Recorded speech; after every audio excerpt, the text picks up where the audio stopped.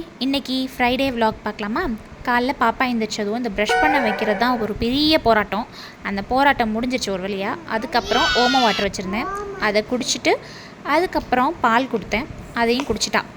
அப்புறம் hair fall இருக்குது அப்படின்ட்டு வெந்தயம் பேக் போடலாம் அப்படின்னு சொல்லி போடுவேன். 1 வீக் போடுவேன். அந்த கன்சிஸ்டன்ட் நம்மள்ட்ட இருக்காது, அது வாரம் போடணும் அப்படின்ட்டுலாம். ஒரு வாரம் போடுவேன், அப்புறம் மறந்துடுவேன்.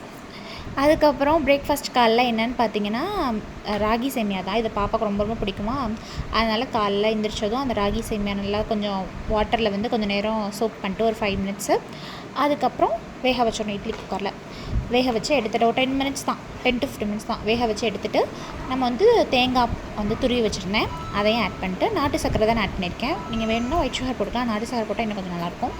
அதையும் போட்டு மிக்ஸ் பண்ணிட்டு பாப்பாவுக்கு கொடுத்தேன். இவளுக்கு ரொம்ப ரொம்ப இது பிடிக்கும். அப்புறம் ஆஃப்டர்நூன் லன்ச் வந்து சேனக்கிழங்கு, ஒயிட் ரைஸு, அப்புறம் முருங்கைக்காய் சாம்பார் நல்லா சாப்பிட்டாச்சு. ஈவினிங் வந்து மாவாட்டுற வேலை இருந்துச்சு, அதை முடிச்சு வச்சா தான் ஒரு வாரத்துக்கு எந்த பிரச்சனையும் இருக்காது. அப்புறம் சாயந்தரமாக தான் சாமி கும்பிட்டேன். நல்லா எங்கள் தோட்டத்தில் வந்து செம்பருத்தி பூத்துருந்துச்சா, அதை வச்சு நல்லா சாமி கும்பிட்டாச்சு. அவ்வளோதாங்க, எங்களோட ஃப்ரைடே இப்படி தான் போச்சு. இதே மாதிரி இன்னொரு vlogல பார்க்கலாம். Bye bye.